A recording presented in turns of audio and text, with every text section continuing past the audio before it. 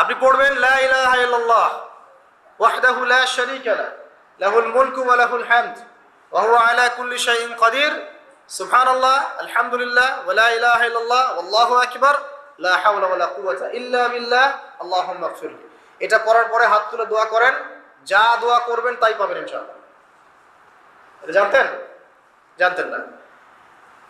তো এই দোয়াটা হচ্ছে দোয়া কবুলের অস্ত্র। ঘুম থেকে ওঠার পর যদি এই দোয়াটা করে দোয়া করেন ইনশাআল্লাহ দোয়া কবুল হয়ে যাবে ইনশাআল্লাহ। আমাদের জীবনে চাওয়া পাওয়ার কি অভাব আছে?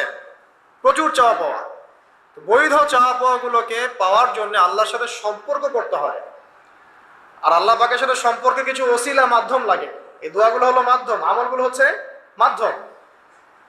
তো আল্লাহ পাক যেমনটা বলেছেন ফাজকুরুনি আযকুরকুম ওয়াশকুরুলি ওয়া লা তাকফুরুন, তোমরা আমাকে স্মরণ করো আমিও তোমাদেরকে স্মরণ করব। আল্লাহ পাক তো এভাবে বলেছেন, যখন একজন মানুষ মনে মনে আমাকে ডাকে